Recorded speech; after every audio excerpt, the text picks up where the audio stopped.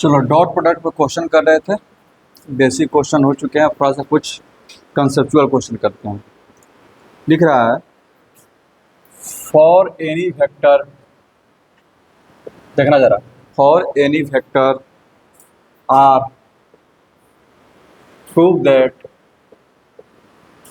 That vector are equals to vector are dot I into i plus vector are dot J into j plus vector are dot k into k, ये चीज़ proof करना है।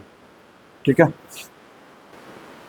यह देखना simple से बात बोल रहा है। तुम लोग बोल रहा है कि अगर कोई वेक्टर आर है ना, तो हम उस आर को ऐसे लिख सकते हैं, उस आर को ऐसे लिख सकते हैं। कोई भी वेक्टर आर होगा, suppose vector are equals to x I plus Y J plus Z k, मान लिए। अब बोल रहा है कि इस आर को तुम ऐसे लिख सकते हो, जो एक्स कंपोनेंट है, ठीक है। तो अब जरा तुम हमको बताना, कोई भी वेक्टर है, ठीक है, कोई भी वेक्टर है, उसके तीन कंपोनेंट होते हैं, एक्स कंपोनेंट, वाई कंपोनेंट और जेड कंपोनेंट। ठीक है, यानी कि कहने का मतलब जो कंपोनेंट हम बात बोलते हैं कि x component, y component, z component, ये एक्चुअली उस वेक्टर के क्या है, प्रोजेक्शन है। कोई भी वेक्टर अगर हम ले रहे हैं, ठीक है, वेक्टर अगर रिप्रेजेंट कर रहे हैं 2y plus 3j plus 4k, ठीक है, तो एक्स के डायरेक्शन में कितना उसका इफेक्ट है, 2 यूनिट। तो ये जो कंपोनेंट जो हम लोग बोलते हैं ना, वो कंपोनेंट कुछ और नहीं होते हैं, क्या होते हैं, प्रोजेक्शन होते हैं। ठीक है, अब किसी भी वेक्टर का किसी डायरेक्शन में प्रोजेक्शन चाहिए तो हम लोग को क्या करना रहता है, क्या सिखाएं, ठीक है, उस डायरेक्शन के यूनिट वेक्टर से मल्टीप्लाई कर दो। बोलो, तो मान लो कि अगर मेरा वेक्टर है r equal to x I plus Y J plus Z k, then इधर कंपोनेंट्स देखना, कंपोनेंट एलोंग एक्स एक्सिस के एलोंग जो कंपोनेंट होगा, ठीक है, इसको दूसरे लैंग्वेज में क्या लिख सकते हैं, projection of vector r on x axis. आप समझ में आ रहा है, कोई दिक्कत? किसी भी वेक्टर का किसी डायरेक्शन में प्रोजेक्शन निकालना है तो क्या करेंगे, उस डायरेक्शन का यूनिट वेक्टर से डॉट प्रोडक्ट कर देंगे, ये ना पढ़े हैं। तो एक्स एक्सिस के डायरेक्शन में यूनिट वेक्टर क्या होता है, आई कैप। ठीक है, तो ये जो कंपोनेंट अलोंग एक्स एक्सिस, इसको तो एक्स बोलते हैं, और एक्स क्या हो जाएगा, vector are dot I cap. समझ में आ रहा है, कोई दिक्कत? Similarly y equals to vector are dot J cap and z equals to vector are dot K cap.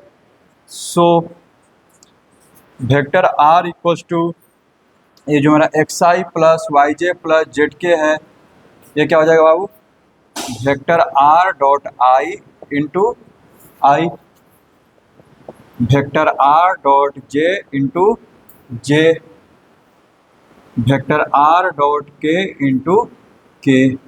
बोलो कहीं पर डाउट है तो? समझ में आया? बस ये छोटा सा चीज़ समझना था। जो हम लोग कंपोनेंट बोलते हैं ना, इसका उसके डायरेक्शन में कंपोनेंट क्या है, वो कंपोनेंट कुछ और नहीं होता है, प्रोजेक्शन होता है। उस वेक्टर का आखिरकार उस डायरेक्शन में प्रभाव कितना है। ठीक है,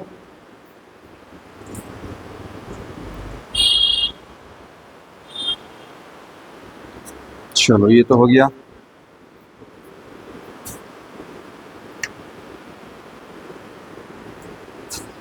अब हम लोग जो है डायरेक्शन कोसाइन डायरेक्शन रेशियो पढ़ के आ चुके हैं, ठीक है। तब यहीं से थोड़ा सा चर्चा बढ़ा देते हैं। यहाँ देखो, r dot i equal to क्या है, एक्स है। तो एक्स वेक्टर आर और आई के बीच में, यानी कि एक्स एक्सिस के बीच में कुछ ना कुछ एंगल बन ही रहा होगा, उसको हम लोग रिप्रेजेंट करते हैं अल्फा से। उसको हम लोग किससे रिप्रेजेंट करते हैं, अल्फा से। तो यहीं से हम लिख सकते हैं एक्स इक्वल्स टू यहाँ देखना x इक्वल टू मेरा है vector r dot I cap, ठीक है। हम चाहते हैं कि वेक्टर r और x एक्सिस के बीच में एंगल पता चल जाए, तो वेक्टर r और i के बीच में वही एंगल होगा जो इन दोनों के बीच में होगा, कोई दिक्कत।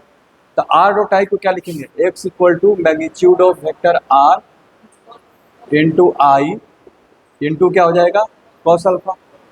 तो कॉस अल्फा इक्वल टू क्या हो गया बाबू, x अपॉन, और ये तो यूनिट वेक्टर है 1 x upon mod vector r, और यही तो होता है जो लोग पढ़ के आए थे, root under x square plus y square plus z square, और कॉस अल्फा को नाम दिए थे एल से, ठीक है, डायरेक्शन को साइन, कोई दिक्कत।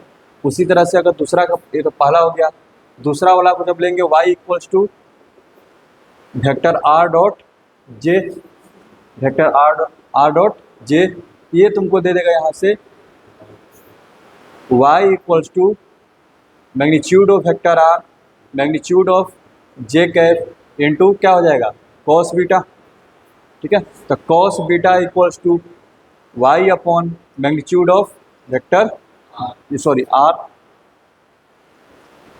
बस हमारा, तो ये भी क्या हो गया तुम्हारा, इसको लिखते हैं m से y अपॉन उतना जो सुनना गया। तो उसी तरह से कॉस गामा इक्वल्स टू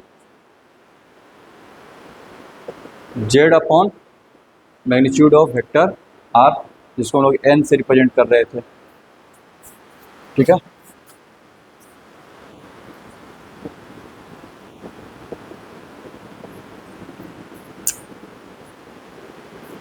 सुनना गया ना।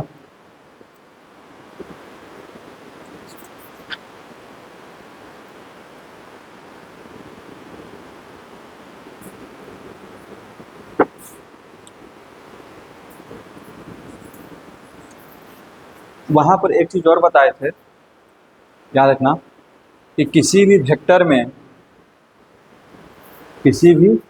वो चीज़ यहाँ से भी प्रूफ हो जा रहा है कि अगर कोई वेक्टर है r equal to x I plus Y J plus Z k, तो अगर इसके मैग्नीट्यूड से डिवाइड करें तो क्या मिलता है यूनिट वेक्टर। तो हम लोग लिखते हैं r cap equals to x upon, direct लिख रहे हैं हम, magnitude of vector r i cap y upon magnitude of vector r j cap z upon magnitude of vector r k cap.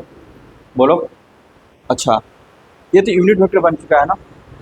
और ये क्या होता है कॉस अल्फा, ठीक है, cos alpha I cos beta J plus cos gamma के, यानी कि यूनिट वेक्टर के जो कंपोनेंट होते हैं वो क्या होते हैं, कॉस अल्फा कॉस बीटा और कॉस गामा होते हैं। या फिर हम लोग सीधे लिख सकते हैं l i plus m j plus n k. जो डायरेक्शन कोसाइन होते हैं वही हमारे यूनिट वेक्टर के क्या बनते हैं, कंपोनेंट बनते हैं, कोई दिक्कत। ये सब छोटी छोटी चीज़ें जो कि दिमाग में चलते रहना चाहिए। अगर हम डिवाइड करने पर हमको यूनिट वेक्टर तो मिल जाता है, तो यूनिट वेक्टर के कंपोनेंट क्या होते हैं, ठीक है ना। आगे बढ़ें, चलो इस क्वेश्चन में सब कुछ क्लियर हो गया। हाँ,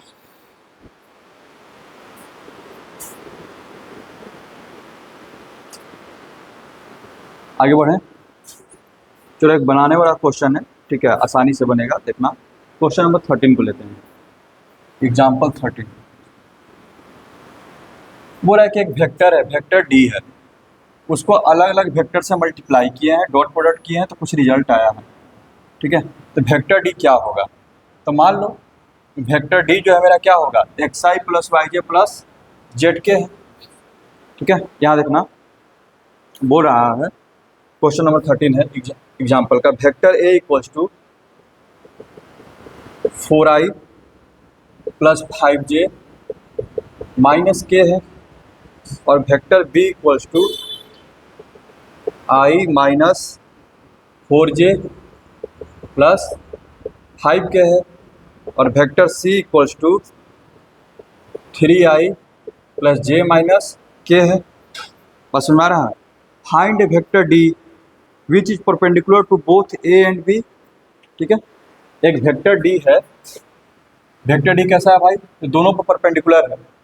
वेक्टर डी परपेंडिकुलर है किस पर, ए पर, और वेक्टर डी परपेंडिकुलर है किस पर, बी पर। Also vector d dot vector c को कितना है 21। तो वेक्टर डी निकालो, बन गया था पवन, नहीं बनाए थे, कहाँ हैं, ठीक है। तो सपोज करो let vector d equals to x I plus Y J plus Z k, सुना रहा हूँ। अच्छा परपेंडिकुलर है, नाउ वेक्टर ए परपेंडिकुलर है वेक्टर डी पर, ठीक है। तो इसका मतलब ये हो गया वेक्टर ए डॉट वेक्टर डी क्या हो जाएगा 0, और जब इसको करेंगे तो क्या हो जाएगा 4x, यानी कि इक्वेशन बनेगा 4x plus 5y minus z equals to 0। Again vector a vector b जो है परपेंडिकुलर है किसके साथ, वेक्टर डी के साथ, यानी कि vector b dot vector b क्या हो जाएगा 0, ठीक है। तो ये भी इक्वेशन बन जाएगा x minus 4y plus 5z equals to 0। एक और दिया है, क्या है, vector d dot and vector d dot vector c equals to 21। तो यहाँ से इक्वेशन बन जाएगा हाँ 3x plus y minus z equals to 21। अब 3 वेरिएबल इसे तो सोल्व करके हम लोग आ चुके हैं इतना अलग अलग मेथड से, जैसे तुम बनाना चाहो, डिटर्मिनेंट मेथड से बनाना है उससे बनाओ, ठीक है, और नहीं तो इसको जो हाँ एलिमिनेट कर करके बना लो, ठीक है। सबसे पहले जेड को कट कर देंगे, फिर इन दोनों में से जेड को ख़त्म कर देंगे, एक्स और वाई पर आ जाएगा, फिर एक्स वाई को सोल्व कर लेंगे, ठीक है। एक चीज़ और दिमाग में नहीं तो डाल लो इसको, ऐसा इक्वेशन तुमको बहुत मिलने वाला है जिसमें कि 3 वेरिएबल में जिसमें 2 जीरो रहेगा, ठीक है। इसको एक स्पेशल तरीका से बनाते हैं वो भी सीख लो। बाकी सवाल तो बन गया है, देखो इधर, जब 2 जीरो रहे, 3 वेरिएबल है जिसमें 2 जीरो रहे, जरा देख लो क्योंकि आगे भी बहुत आने वाला है ये, देखना इधर इसको कैसे सोल्व करते हैं। क्रॉस मल्टीप्लिकेशन मेथड तो याद ही होगा, क्रॉस मल्टीप्लिकेशन मेथड इतना सब काम किए हैं उस पर हम लोग। तो जो दोनों जो जीरो वाला है ना उस पर जो है क्रॉस मल्टीप्लिकेशन लगा दो, यहाँ देखना कैसे, 4x plus 5y minus z equals to 0 और x minus 4y plus 5z equals to 0, ठीक है। देखो इधर जैसे तुम सोल्व करना चाहो, तुम्हारी जैसी इच्छा है वैसे सोल्व हो जाएगा, कोई वैसा दिक्कत है नहीं, ठीक है। तो बहुत बड़ा चीज़ नहीं है, इतना जो है डिटर्मिनेंट सब जितना आप सब काम कर लिए हैं, अब हम लोग के पास ऑप्शन बहुत ज़्यादा है सोल्व करने का, ठीक है। जिसमें 2 जीरो रहे और तीसरे में कुछ दिया रहे तो उसको आसानी से ऐसे सोल्व कर लेते हैं। इसको लिख देते हैं x equal to minus y equals to z, cross multiplication में काम करते थे, x के नीचे लिखना है, x को ढक दिए, मल्टीप्लाई कर दिया, 50 25 माइनस माइनस तो प्लस हो जाएगा, प्लस 4 यानी कि 25 माइनस 4, कोई दिक्कत। y के नीचे लिखना है, y को ढक दो, 5 4 जा 20 माइनस माइनस प्लस 1 हो जाएगा, कोई दिक्कत। z के नीचे लिखना है माइनस 16 माइनस 5, देख रहे हो ना। अब देखना ये x अपॉन 21 y अपॉन ए भी कितना हो जाएगा माइनस 21 हो जाएगा, ऊपर का माइनस से नीचे ही लेकर आ गया, z अपॉन माइनस 21, सब में आ देख रहे हो कि कुछ कटने वाला आ जाएगा, कटने का मतलब सब में काटेंगे, ये नहीं कि 2 गो में कट रहा है तो 2 गो में काट देंगे, नहीं, तीनों में है, तीनों में कैसे कट रहा है काट दिए। इसके बाद इसको के मान लेंगे, क्या मान लेंगे के, तो x का वैल्यू के हो जाएगा, y का वैल्यू माइनस के, z का वैल्यू माइनस के हो जाएगा, क्योंकि माइनस, कोई दिक्कत। अब ये वैल्यू जो है तीसरे वाले में रख दो, हाँ, now 3x plus y minus z equals to 21, अब इसमें रख देते हैं, यहाँ देखो 3k माइनस के प्लस के इक्वल्स टू 21, बोलो ये कितना, 4k माइनस के, एक खत्म, 3k इक्वल्स टू 21, 3 से कितना बार में 7 बार में, k का वैल्यू कितना आ गया 7, तो x का वैल्यू आ गया तुम्हारा 7, y का वैल्यू आ गया -7, z का value -7, so vector d equals to x I plus Y J plus Z k, तो 7i माइनस 7k माइनस 7 जे यहाँ पर समझ में आया? कोई दिक्कत? ये मेथड जरा याद रखना जिसमें 2 जीरो हो। हाँ, आगे बढ़ा जा। अब तो इस तरह का क्वेश्चन बन जाएगा, ठीक है। अब बाकी मान लो तो कोई और भी नंबर दे दिया, मान लो दे दिया कि डी डॉट ए कुछ नंबर दे दिया, अगला क्वेश्चन उसी तरह का है, ठीक है, -1 6 और 5, तो वो बन जाएगा, ठीक है। 3 वेरिएबल सोल्व करना जो कि हम लोग बहुत कर चुके हैं। ये हो गया। चलो क्वेश्चन नंबर 17 देखते हैं क्या बोल रहा है, ठीक है।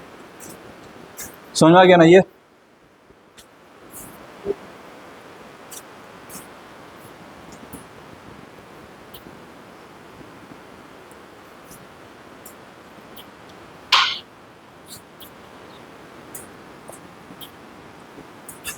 यहाँ देखो question number 17,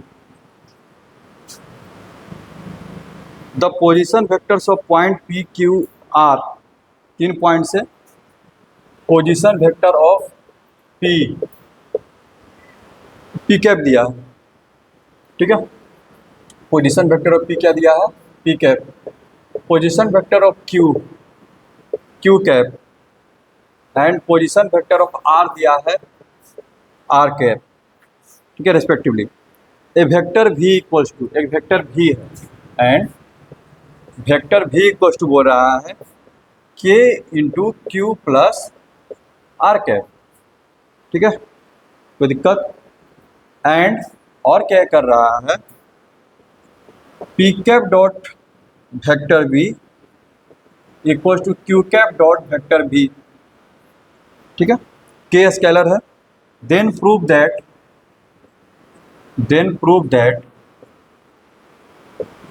P cap minus r cap dot p cap minus Q cap equals to 0। थोड़ा ट्राई करो, आराम से बन जाएगा, कोई बहुत बड़ा क्वेश्चन नहीं है। सारा कंडीशन दे दिया है, ये 3 तो पोजीशन वेक्टर है, तुमको 2 कंडीशन दिया है, देख रहे हो ना? इन दोनों की यूज करके इसको प्रूफ करना है।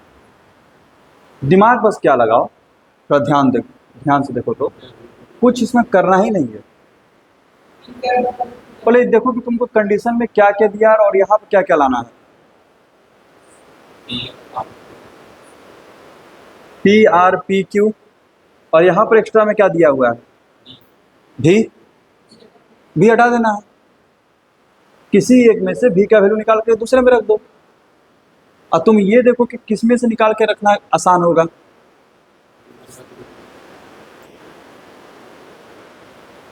कहीं से भी निकाल के रख सकते हो, एकदम इजी क्वेश्चन है, करो बन जाएगा। यार क्या इसमें, अरे देखो ना यहाँ पे क्या लाना है, पी माइनस आर और पी माइनस क्यू लाना है। पी ये तो ऐसे ही आ जाएगा, ठीक है। यहाँ देखो इसको तो इधर लेकर के आ जाओ, पी कैप डॉट वेक्टर भी minus Q cap dot vector भी कुछ क्या हो जाएगा? 0, ठीक है। ये क्या हो जाएगा? P cap minus Q cap into vector भी कुछ क्या हो गया? 0। अब वेक्टर भी का वैल्यू कितना है? 1 मिनट, ये क्यू प्लस आर है ना, हमको लाना है पी माइनस आर। अच्छा ठीक ठीक ठीक। अब वेक्टर भी, अच्छा कोई बात नहीं, यहाँ से वैल्यू निकाल के देख लेते हैं, आ रहा है ना। वेक्टर भी का वैल्यू कितना है? K into q cap plus are cap equals to 0।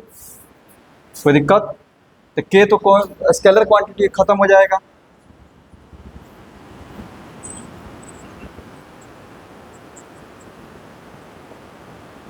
ठीक, यहाँ तक आ गया, ठीक है। इसका मतलब ये हो गया है कि माइनस क्यू कैप परपेंडिकुलर है किस पर? Q cap plus are cap पर। अब आगे का काम करना है, अब आगे का काम क्या किया जाए, ठीक है। नहीं तो यहाँ से कुछ रिलेशन मिलेगा ना, उस रिलेशन को निकाल लो, समझ रहे हो। यहाँ से कुछ रिलेशन मिलेगा, उस रिलेशन को निकाल लो, और शायद उसको इसमें रखने पर वो 0 हो जाए। समझो बात को। इसको पहले सोल्व करते हैं, ये आता क्या है पहले, ठीक है। इसको सोल्व करो पहले। P cap minus Q cap dot q cap plus are cap पे क्या आ रहा है,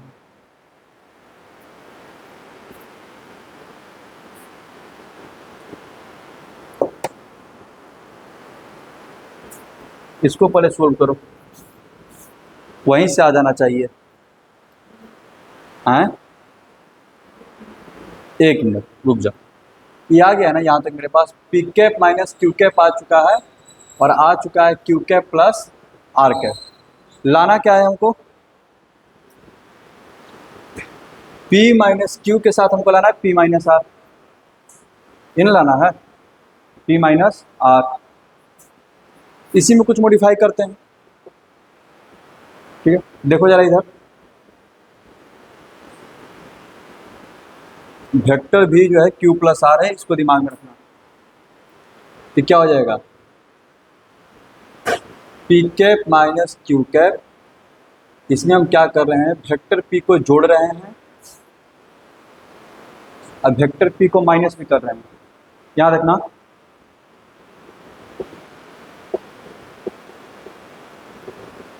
कोई दिक्कत, इसको जरा देखो,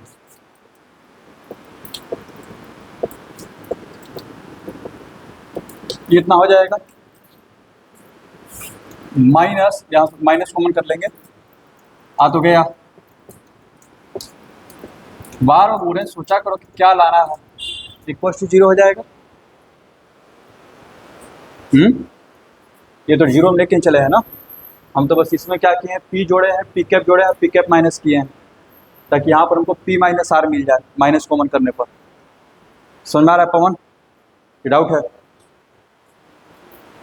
नीचे वाला में क्या है, इसको डायरेक्ट इससे मल्टीप्लाई कर दिए, फिर इसको इससे मल्टीप्लाई कर दिए डायरेक्ट, कोई दिक्कत। अब यहाँ पर देखो a minus b into a plus b का डॉट प्रोडक्ट, तो मैग्नीट्यूड ऑफ वेक्टर p का होल स्क्वायर क्यू, ठीक है। और यहाँ पर ये हो गया, ये तुमको लाना ही है, और ये क्या हो जाएगा, दोनों का वैल्यू 1 1 0 हो गया, ठीक है। यानी कितना इक्वल टू 0, इसका मतलब ये हो गया p cap minus Q cap into p cap minus r cap equal to 0।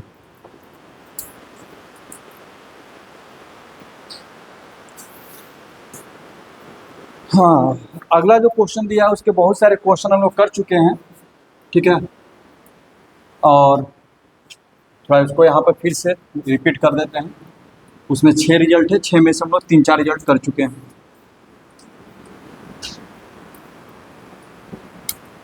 हम पहले बता चुके हैं कि अगर तुमको वेक्टर ए और वेक्टर बी दिया हुआ है, तो उस वेक्टर ए और वेक्टर बी से हम लोग पैरेललोग्राम बनाते हैं, याद है ना। पहला एक्सरसाइज वेक्टर ए, ठीक है, नहीं तो इसको लेते हैं वेक्टर बी। तो ये जो डायगोनल होता है, इस डायगोनल को क्या कैसे रिप्रेजेंट करते हैं, वेक्टर ए प्लस वेक्टर बी ना।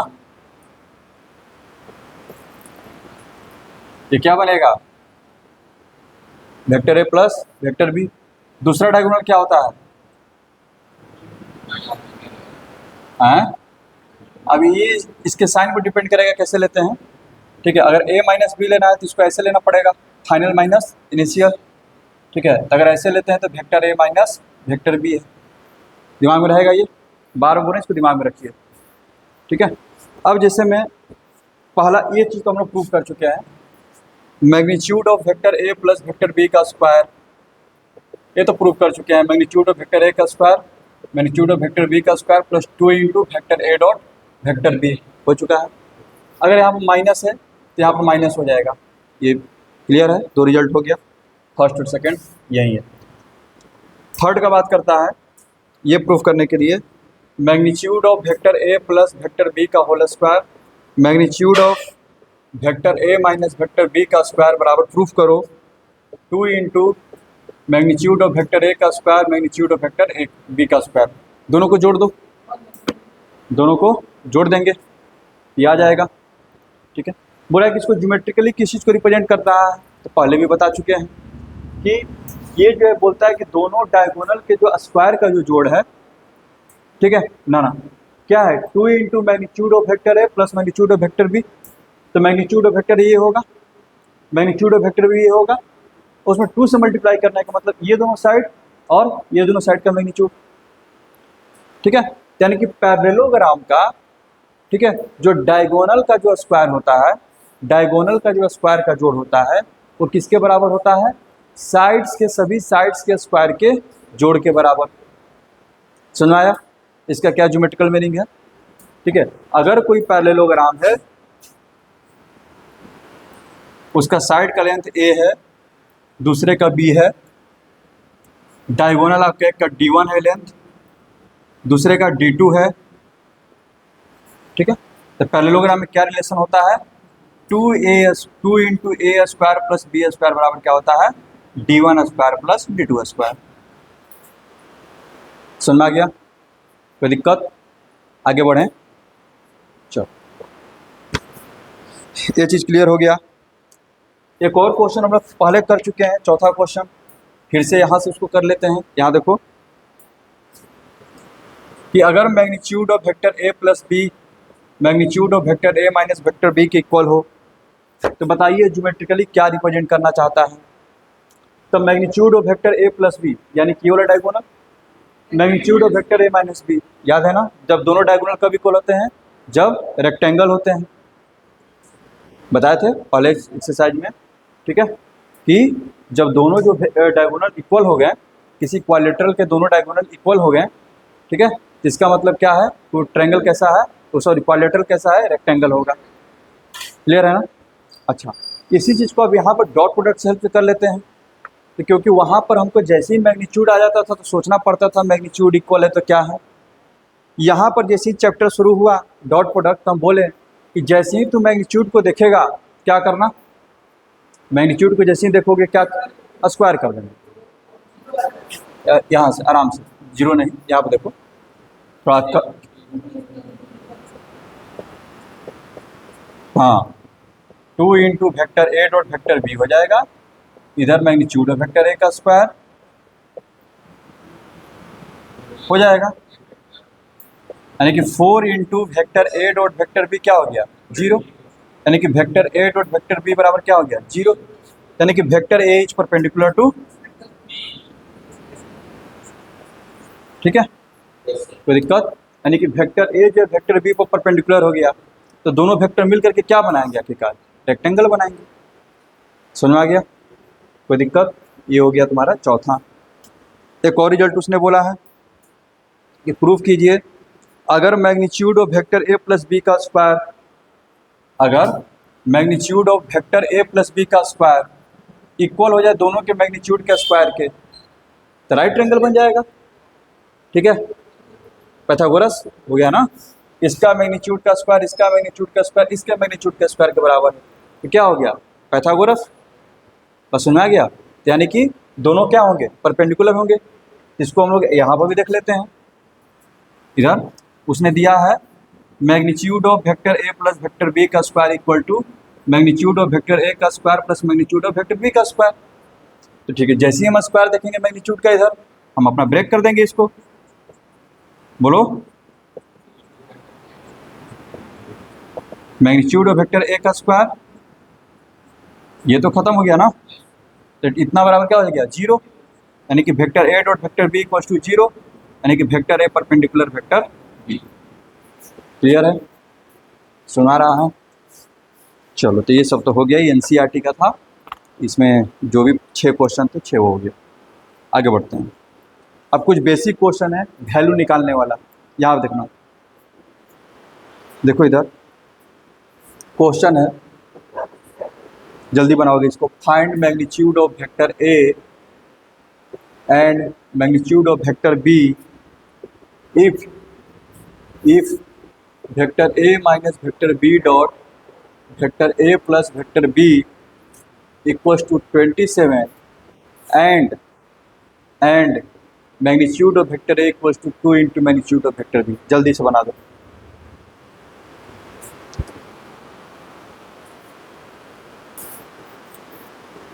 ये तो बिल्कुल आसान था, डॉट प्रोडक्ट। ठीक है, तो ये हो जाएगा मैग्नीट्यूड ऑफ वेक्टर ए का स्क्वायर माइनस 27, और ए का वैल्यू 2 इंटू इतना है, रख देंगे, तो 4 into magnitude of vector B का स्क्वायर माइनस, यही हो जाएगा ना, 2 का स्क्वायर हो जाएगा 4। ठीक है, ये कितना हो गया, 3 इंटू मैग्नीट्यूड ऑफ बी का स्क्वायर इक्वल टू 27, 9 टाइम्स में magnitude of vector B equal to plus minus 3, negative तो होगा नहीं मैग्नीट्यूड।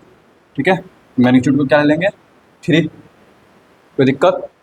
अब मैग्नीट्यूड बी का 3 हो गया, तो ए का कितना हो जाएगा, 2 इंटू 3 यानी कि 6 हो जाएगा। एकदम बेसिक क्वेश्चन चल रहा है, अभी थोड़ा सा लेवल ऊपर कर रहे हैं क्वेश्चन का।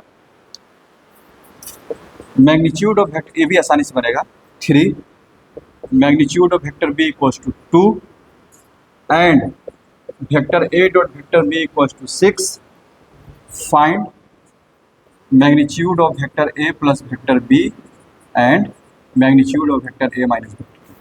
दोनों का मैग्नीट्यूड निकाल दो जल्दी से, जल्दी से।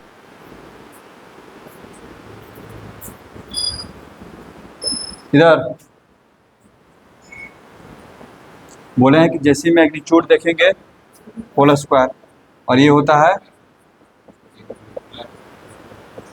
2 इंटू, ये 3 का स्क्वायर कितना 9, ये 4, 2 इंटू 6 कितना हो गया 25। तो magnitude of vector A plus vector B का whole square equal to root under, sorry 25, यानी कि यहाँ से क्या हो जाएगा 5 आ गया। उसी तरह से जब घटाएंगे तो 13 माइनस 12 1 आ जाएगा, और 1 का रूट 1 ही आ जाएगा।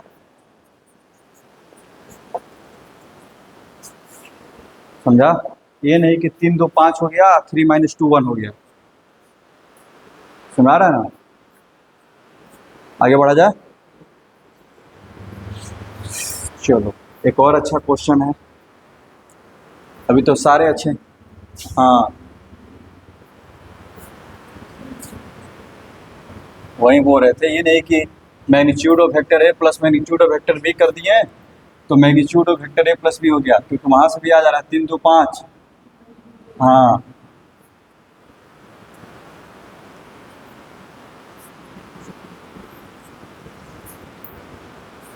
ठीक है, अगला क्वेश्चन देखना, बोल रहा है two vectors vector a and vector b, दो वेक्टर है, ये गिवन है, रैंडम वेक्टर है।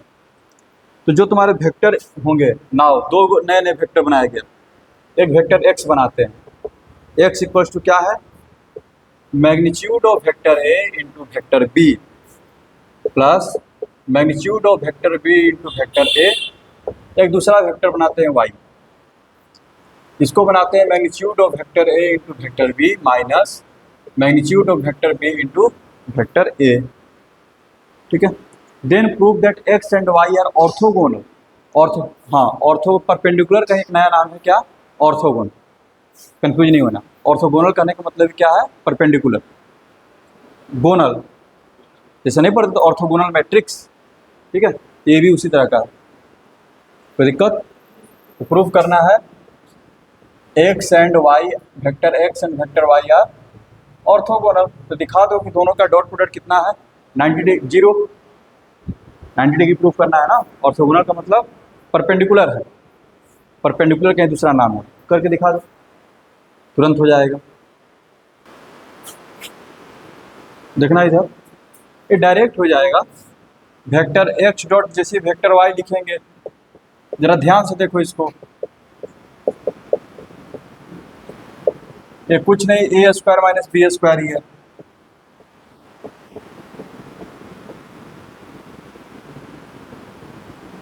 देखो अगर इसको एक वेक्टर माना जाए अल्फा, इसको बीटा, ये भी क्या है vector alpha minus vector beta, तो क्या होता है सबका मैग्नीट्यूड का स्क्वायर। यहाँ देखो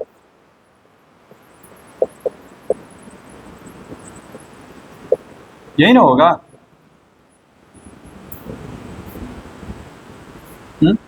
अरे तो ऑलरेडी पहले से मैग्नीट्यूड है, जैसे ऐसे ही बाहर आ जाएगा।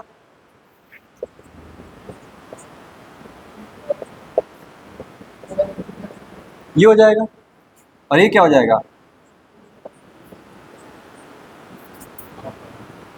और दोनों क्या हो जाएंगे, कैंसल। तो डॉट प्रोडक्ट क्या आ गया, 0। इसका मतलब क्या हो गया, vector x perpendicular to vector y, यानी कि दोनों वेक्टर आपस में क्या होंगे, परपेंडिकुलर होंगे, जिसको ऑर्थोगोनल बोला जाता है। ठीक है, अगला क्वेश्चन तुम लोग बनाना।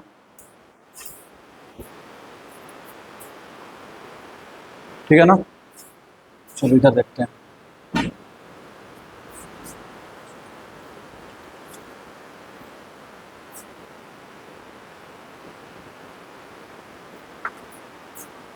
यहां देखना,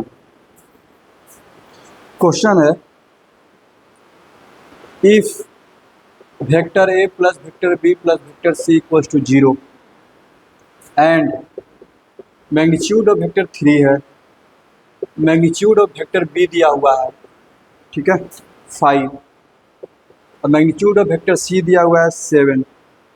ठीक है, find the angle between, find the angle between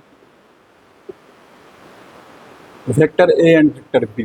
जरा सोचो इस पर, 5 मिनट का समय देते हैं, इस पर जरा सोचो अच्छे से, कैसे इस क्वेश्चन को अप्रोच करोगे अगर ये क्वेश्चन पहली बार तुम देख रहे हो तो। वेक्टर का स्क्वायर थोड़ा ना होता है, मॉडुलस का स्क्वायर होता है। और सुना रहा है, हमको ए और बी के बीच में एंगल चाहिए, यानी कि सी हमको नहीं चाहिए, सी का हमको ज़रूरत नहीं है।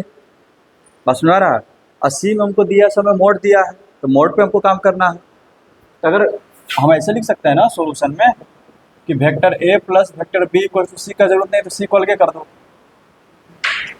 अब मैग्नीट्यूड दिया तो मैग्नीट्यूड ना पहले लगाएंगे, यानी कि magnitude of vector A plus vector B equal to magnitude of minus vector C. अब magnitude of minus vector C magnitude of vector C के इक्वल होगा, क्योंकि माइनस लगाने का मतलब क्या होता है, डायरेक्शन चेंज करना, मैग्नीट्यूड तो वही रहता है। तो दिक्कत, अब आगे का जो काम है तभी आगे बढ़ेगा जब हम इसको स्क्वायर करेंगे। अब सॉल्व हो गया क्वेश्चन। ऐसे मतलब कि नहीं होता है कि दोनों तरफ स्क्वायर कर दिए, हम पहले भी बता चुके हैं वेक्टर का स्क्वायर स्क्वायर नहीं होता है। ठीक है, तब क्या दिक्कत, तब तो हो गया सवाल सोल्व, तब तो सवाल सोल्व हो गया ना। ये 49 हो गया और ये कितना हो गया, 9 प्लस 25, ये आ गया तुम्हारा, डायरेक्ट लिख रहे हैं 14, यानी कि 7 आ गया। 49, 25 और 9 कितना, 1 मिनट, 34, 25 9 34, 34 माइनस होगा तो 15, 15 15। ठीक है, अब इसका फॉर्मूला लिखो, ये भी तो होता है, ये कितना है 3 और 5,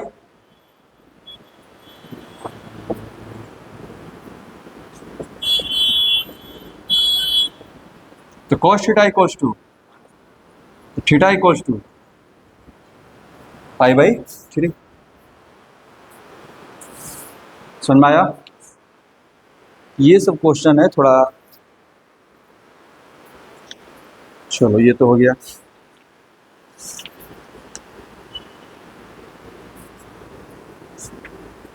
बार बार बोल रहे हैं तुम लोग अपना ट्रिग्नोमेट्री को रिवीजन करो, क्योंकि कैलकुलस शुरू करना है हमको, उसमें ट्रिग्नोमेट्री जो है सुपर फास्ट स्पीड चाहिए, उसमें जहाँ मतलब कि फंसोगे तो फिर समझ लेना। कैलकुलस जो है, कैलकुलस में 80% काम जो है ट्रिग्नोमेट्री का है, 20% कैलकुलस का फॉर्मूला का, 80% सिर्फ उसमें ट्रिग्नोमेट्री चलेगा। चलो यहाँ देखो, क्वेश्चन है if vector a and vector b, sorry, if a cap and b cap are unit vectors, कैसे वेक्टर हैं, unit vectors, inclined eight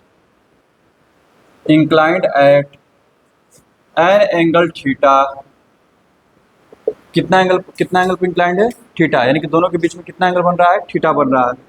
then prove that, देखो ट्रिग्नोमेट्री आ गया, sine theta by 2 equals to 1/2 mod a cap minus b cap. ठीक है, तुम इसको solve करो ना, mod a cap minus b cap को सोल्व करो, अपने आप ही आ जाएगा।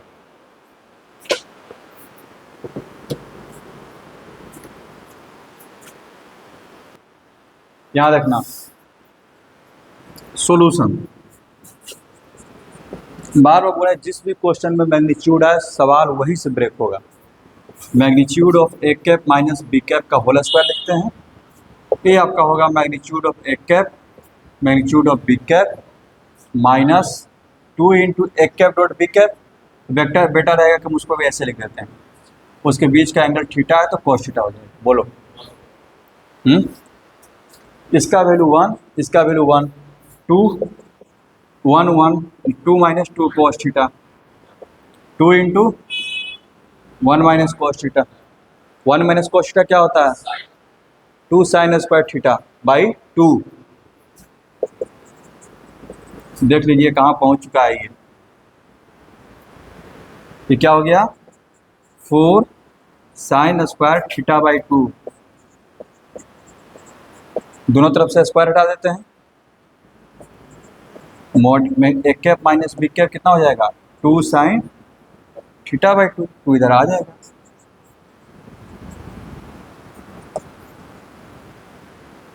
इसीलिए बोल रहे हैं बाबू उसको रिवीजन करो, बहुत इंपॉर्टेंट है वो। अभी तो ये छोटा छोटा है,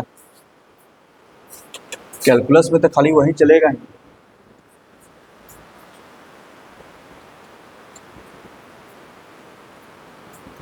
देखना इधर,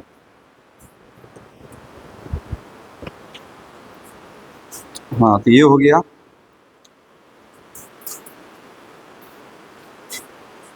इस सब तो बना लोगे।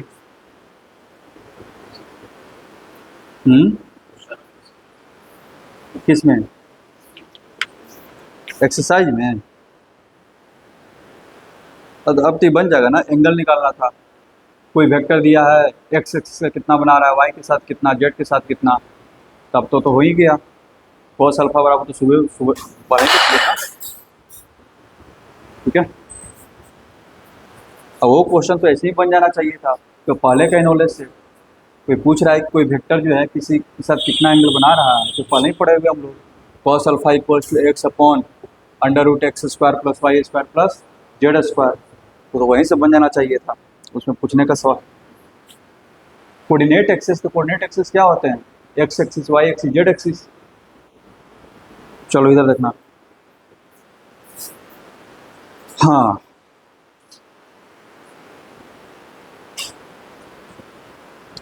ये भी क्वेश्चन जो है एक तरह से उधर ही हम लोग डील किए होंगे। ठीक है, नहीं तो बनाया होगा तुम लोग। वो जो बनाए थे बताए थे डायरेक्शन कोसाइन डायरेक्शन रेशियो। एक वेक्टर है, वेक्टर ए है। ठीक है, ये एंगल बना रहा है, आई के साथ बना रहा है कितना? π/4। ठीक है, जे के साथ बना रहा है π/3। जे के साथ कितना बना रहा है? π/3। And an acute angle theta with K, और के साथ बना रहा है थीटा। ये तो निकल जाएगा।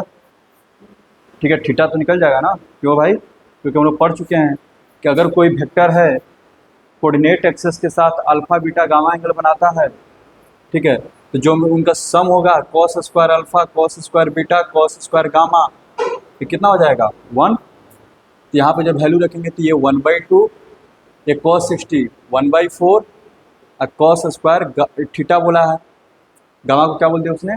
थीटा। तो 1 हो गया, तो कॉस स्क्वायर थीटा बराबर कितना? 1/4। तो cos theta equals to plus minus 1/2, लेकिन उसने बोला थीटा क्या है? एक्यूट है। ठीक है, तो एक्यूट है तो निगेटिव तो होगा नहीं, तो 1/2 हो गया। तो थीटा इक्वल्स टू तुम्हारा कितना हो जाएगा? π/3। ये तो पता चल गया कि π/3। अब क्या बोल रहा है? Then find the components of vector a and angle theta. Angle theta तो निकल गया, अब वेक्टर ए का कंपोनेंट बताओ। ठीक है, तो वेक्टर ए के कंपोनेंट को मान लेते हैं xi yj प्लस जेड के। कोई दिक्कत? तो कंपोनेंट तो नहीं निकलेगा, ठीक है, तो इसको ऐसे लिखना पड़ेगा, क्योंकि हमको क्या मालूम चला है, सिर्फ cos alpha cos beta cos gamma ही ना मालूम चला है, मैग्नीट्यूड तो पता नहीं चला है। तो हमको ये पता है कि अगर इसको मैग्नीट्यूड से डिवाइड कर दें तो यूनिट वेक्टर बन गया। और यूनिट वेक्टर का कंपोनेंट क्या होता है, डायरेक्शन कोसाइन, क्लास वहीं से शुरू हुआ है। यूनिट वेक्टर का कंपोनेंट क्या होता है, डायरेक्शन कोसाइन। तो कितना है कॉस अल्फा 1/2 सॉरी 1/√2 और सुन रहा है, कॉस 60 अभी कितना आया, ये भी 60 आया, ठीक है। अच्छा पहले से दिया हुआ कि ये यूनिट वेक्टर है, सॉरी ये क्या है तुम्हारा यूनिट वेक्टर है।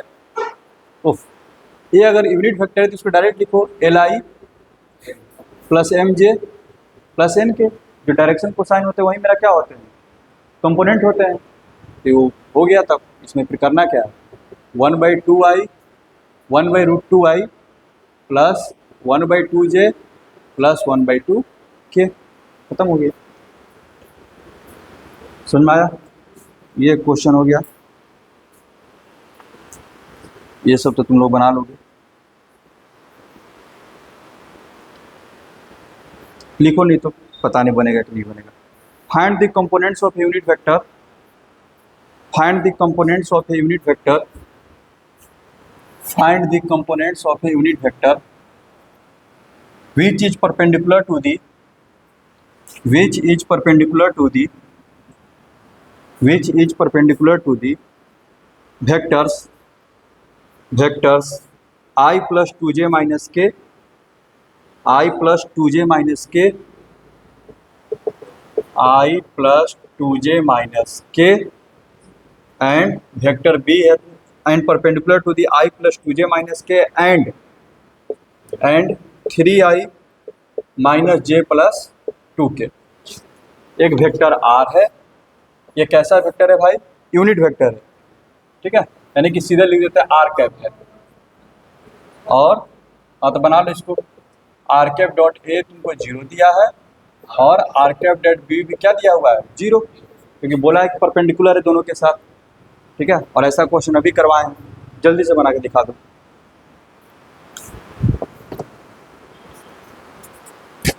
देर लगा रहे हो, दो इक्वेशन तो अल्टीमेटली बन जाएगा, x प्लस मान लेते हैं जो वेक्टर आर है मेरा xi plus yj plus zk है, ठीक है। और इसी से एक इक्वेशन भी बन जाएगा, यूनिट वेक्टर है ना, ठीक है। तो √x² plus y² plus z² equal to 1 हो जाएगा मैग्नीट्यूड। तो उसको मैं ऐसे लिख देते हैं, बस सुना रहा है, ठीक है। अब देख रहे हो ना, ये मेथड जो इसीलिए बताए थे क्योंकि हमेशा तो लीनियर इक्वेशन 3 वेरिएबल तो रहेगा नहीं जिसको तुम एलिमिनेट कर दोगे। तो फिर से अब यही मेथड काम आएगा, x plus 2y minus z equals to 0 और 3x minus y plus 2z equals to 0। क्या अब यहाँ से क्या आ जाएगा, x equals to minus y equals to z करते हैं तो 4 माइनस 1, इसको करेंगे तो 2 माइनस 3 यानी कि प्लस 3 जेड माइनस 1 माइनस 6, तो x upon 3 y upon minus 5 z upon minus 7 equals to क्या मान लेंगे के। यहाँ देखो x equal to 3k, y equals to 5k, z equals to 7k। बोलो हाँ -5k माइनस 7k, ठीक है। अब इसमें रख दो x² plus y² plus z² equals to 1, क्योंकि ये भी तो एक इक्वेशन है, बोला यूनिट वेक्टर है। तो नाउ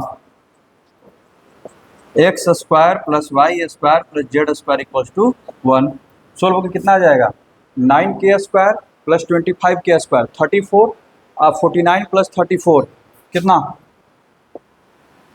9 4 13 4 3 7 1 8, ठीक है ना। तो k इक्वल्स टू 1/√83, देख लो 49 25 9 34 49 9 4 13, हाँ ठीक तो है। के का वैल्यू मिल गया, तब यहाँ से x भी मिल गया। x equal to 3/√83, y equals to कितना 5/, z इक्वल्स टू -7/√83। अब उसको जो है वहाँ पर रख दो, हमारा वेक्टर मिल गया। ठीक है,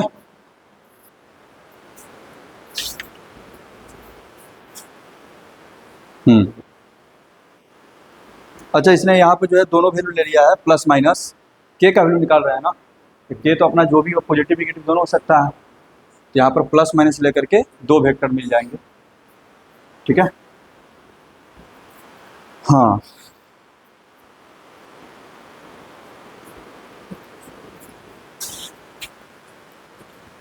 कुछ एनसीईआरटी का क्वेश्चन करते हैं, यानी कि कल जो है ये एक्सरसाइज खत्म हो जाएगा। ठीक है, आज तुम लोग भी जो है अपना एग्जाम्पल में एक्सरसाइज में लग करके उसको खींच देना आगे तक। लिखो ये question, the scalar product of the vector, question लेंदी है, the scalar product of the vector A equals to I plus J plus K। Question बस लेंदी लिखा हुआ है, with a unit vector along the sum of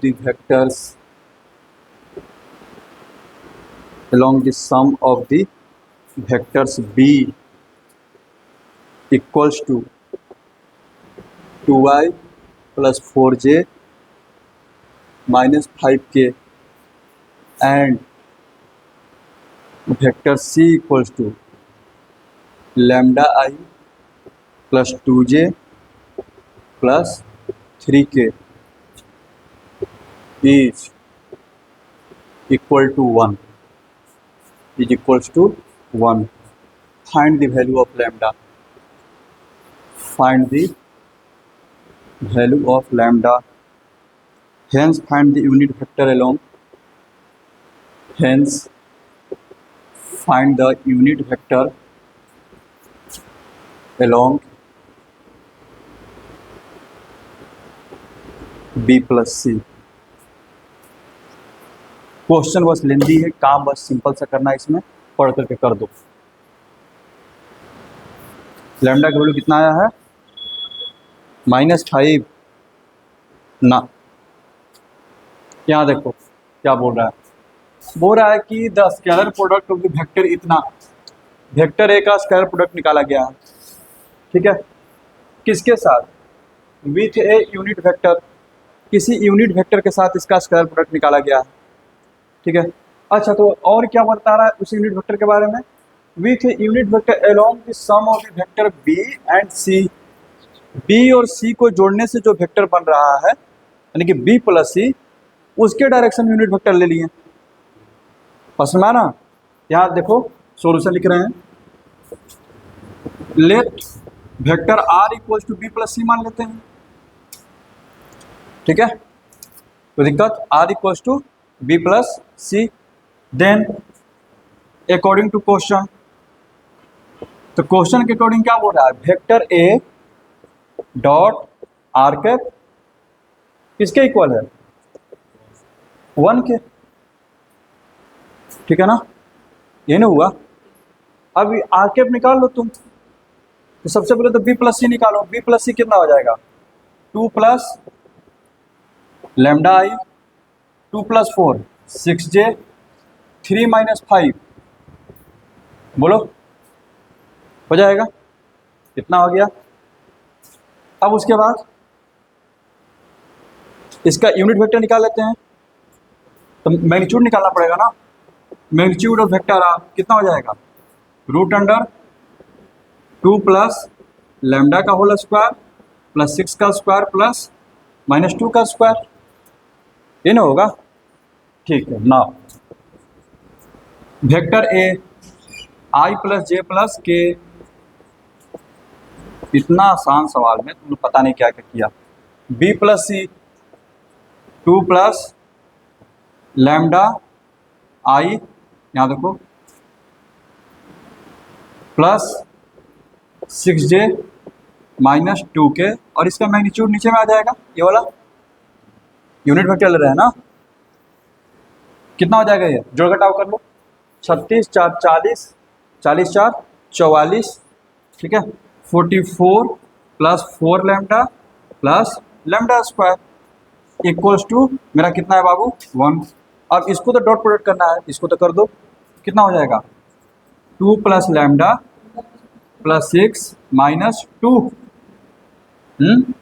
divided by, इसको उधर भेज देते हैं, इसको इधर भेज देते हैं, रूट अंडर 44 प्लस,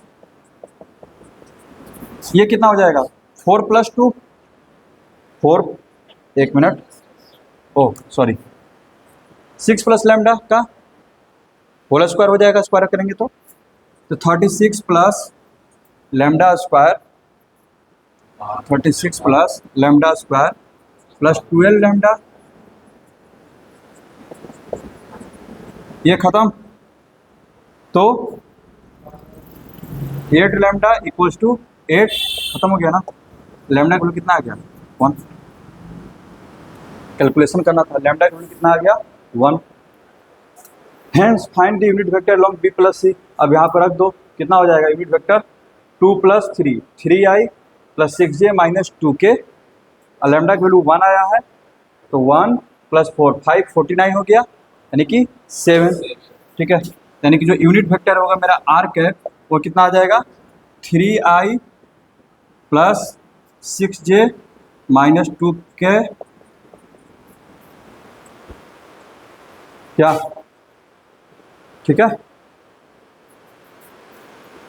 चलो तब बाकी काम कल करते हैं।